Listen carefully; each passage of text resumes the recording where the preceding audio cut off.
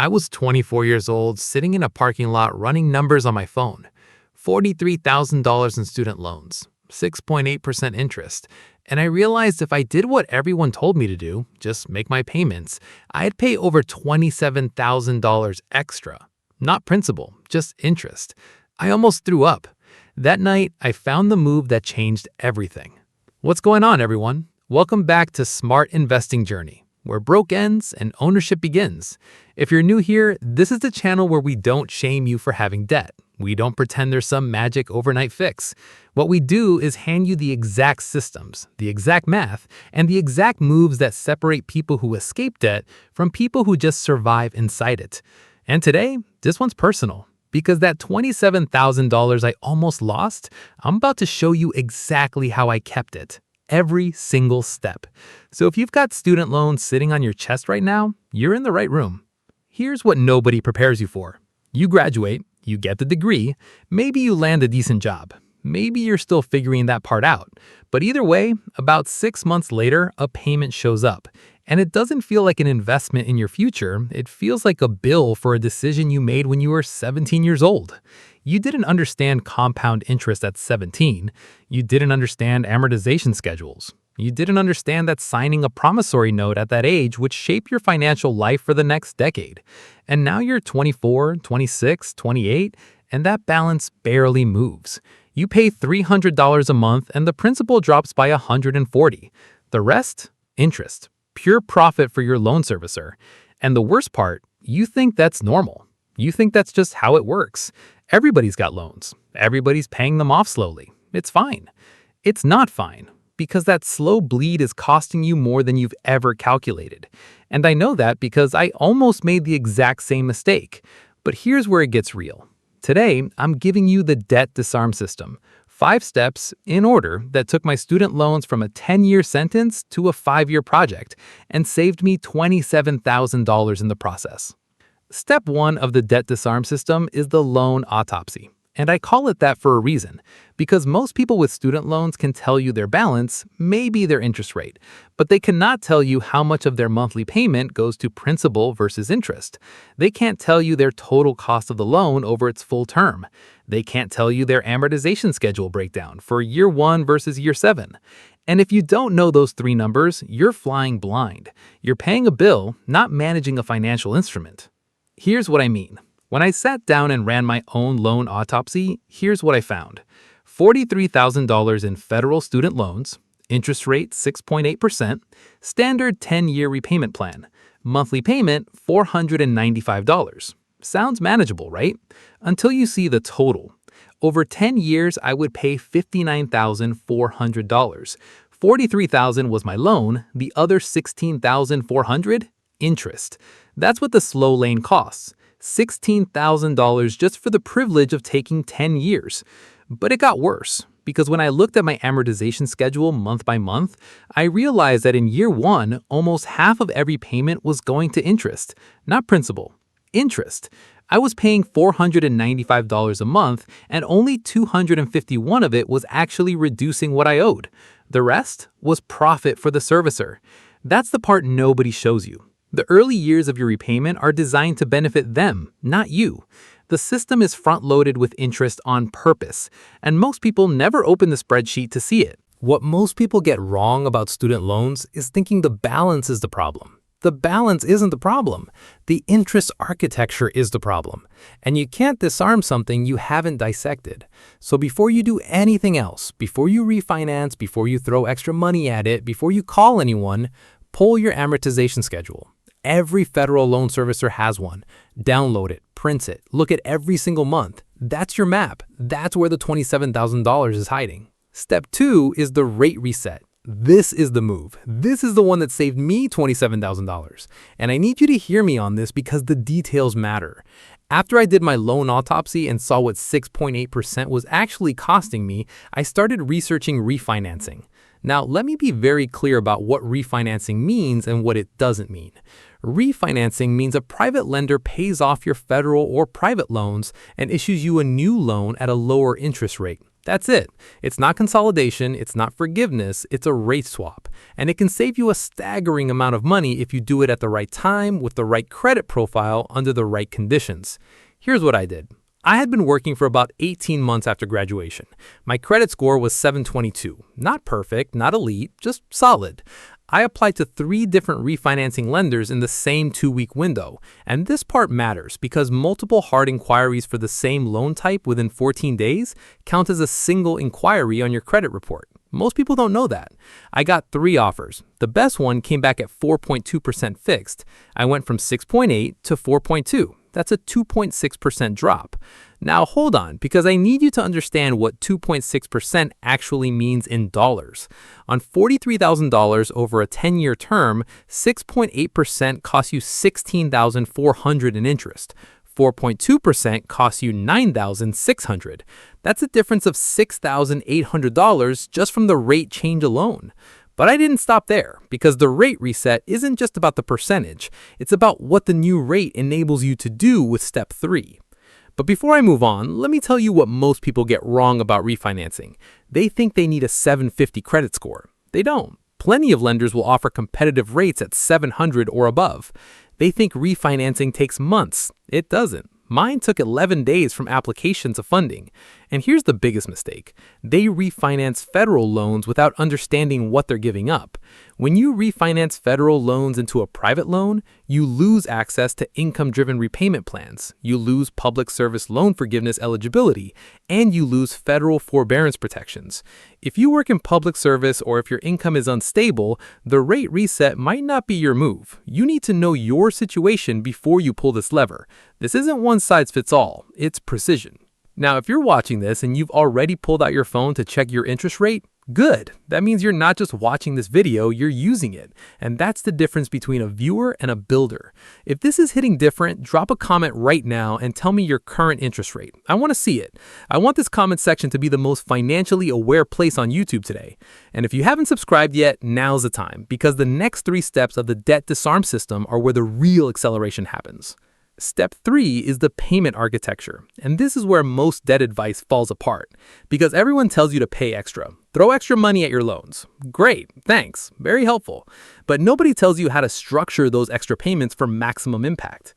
Here's what I did. After I locked in my 4.2% rate, I switched from monthly payments to bi-weekly payments. Now this sounds small. It's not. When you pay monthly, you make 12 payments a year. When you pay bi-weekly, half your monthly payment every 2 weeks, you make 26 half payments a year. That's 13 full payments instead of 12. 1 extra payment per year automatically without feeling it. On a $43,000 loan at 4.2%, that 1 extra payment per year shaves 14 months off your repayment and saves you over $2,000 in interest. No budget overhaul, no sacrifice, just structure. But here's the real key. Every extra dollar has to go to principal, not the next payment. This is critical. When you send extra money to your loan servicer, most of them will by default apply it to your next month's payment, which includes interest. You don't want that. You want every extra dollar attacking the principal directly. You have to call them. You have to log in and select Apply to Principal. You have to check every single time, because if your extra payments are being split between principal and interest, you're not accelerating anything. You're just prepaying future interest. And that is the opposite of the Debt Disarm System. If you watch the DoorDash video 4, you already know about the 3-question filter. Before I buy anything over $15, I asked 3 questions. Do I need it? Do I need it now? What's the cost in loan payoff days?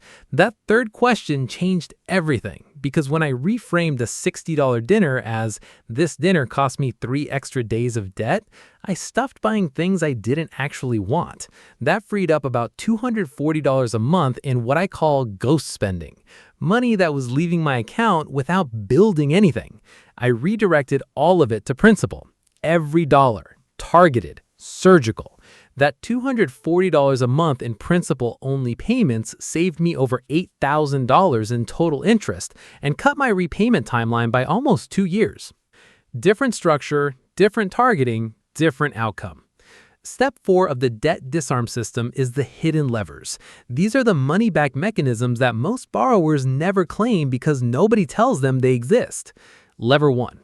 Employer Student Loan Repayment Assistance. Since 2021, employers can contribute up to $5,225 per year toward your student loans tax-free under Section 127 of the tax code. Tax-free. That means your company can pay down your student loan and neither of you pays taxes on it. When I learned about this, I went to my HR department the next morning. My company didn't have a formal program, but when I showed them the tax benefit, that it's deductible for them too, they started one. Within 6 months, I had received $2,100 toward my principal. Money I didn't earn, money I didn't budget, money that existed in a policy nobody in my office had read. Most people never ask. You should ask tomorrow. Lever 2. The student loan interest deduction.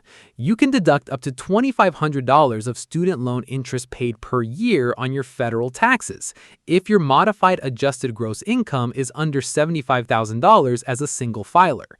That's a direct tax reduction. In my first 2 years of repayment, that deduction saved me about $1,100 in taxes, money I turned right around and sent to principal. Are you seeing the pattern here? Every lever feeds the same machine. Lever 3. State-level incentives. And this is the one nobody talks about. Multiple states offer student loan repayment assistance for residents who work in specific industries or underserved areas. Maine, Maryland, Kansas, and several others have programs that will pay a portion of your student loans if you live and work in their state. Some of these programs offer up to $25,000 over 5 years. I didn't personally qualify for a state program, but I want you to search yours because thousands of dollars in free money are sitting in state databases right now with your name on them. If you've built your tiered defense system from video 2, you know that tier 1 is your safety net. That safety net is what gives you the confidence to throw every extra dollar at debt instead of hoarding cash out of fear. The system feeds the system. That's not an accident. That's architecture. Step 5 is the acceleration window, and this is the principle that ties everything together. The first 18 months after you refinance to a lower rate, your new amortization schedule resets. That means a higher percentage of each payment goes to principal from day 1 compared to where you were in your old loan. If you combine that fresh principal-heavy schedule with biweekly payments, principal-only targeting, employer assistance, tax deduction redirects, and your ghost spending recapture all in the first 18 months, you create a compounding acceleration effect that can shave years off your payoff. I called this my sprint window. For 18 months, I treated my student loan like a project with a deadline, not a life sentence. A project. Everything I learned in those 18 months, the loan autopsy, the rate reset, the payment architecture, the hidden levers, all of it fired together in that window, and the math responded. My original payoff date was June 2031. My actual payoff date was March 2027. That's 4 years and 3 months early, and the total interest I paid was $9,100 instead of the $36,000 I was originally on track for. $27,000 saved, not theoretical. Actual. Now, hear me on this. The 5 steps I just gave you are mechanical. They're math. They're moves you can make on a Tuesday afternoon. But here's the deeper truth most debt content won't tell you. The reason most people don't make these moves isn't ignorance. It's identity. When you've carried student loans for 3, 5, 7 years, the debt becomes part of how you see yourself. You're a person with loans. That's just who you are. And when something is who you are, you don't fight it. You manage it. You accommodate it. You build your life around it like furniture you never chose but learned to sit on. The Debt Disarm System works because it changes what you believe you're allowed to do. You're not managing debt. You're dismantling it. You're not making payments. You're executing a strategy. That's a different person making different decisions in a different timeline. And you become that person the moment you open your amortization schedule and refuse to look away. Let me bring it all together. The Debt Disarm System has 5 steps. Step 1, the loan autopsy. Pull your amortization schedule. Know exactly how much of each payment goes to principal versus interest. Know your total loan cost over the full term. You cannot fight what you cannot see. Step 2, the rate reset. If your credit score is 700 or above, if you have stable income, and if you don't need federal protections like income-driven repayment or public service loan forgiveness, refinancing can cut your interest rate by 2 or more points. That single move saved me $6,800. Step 3, the payment architecture. Switch to bi-weekly payments. Direct every extra dollar to principal only. Recapture your ghost spending using the 3-question filter from video 4. Apply all of it surgically.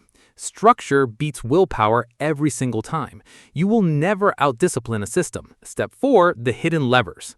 Ask your employer about Section 127 repayment assistance.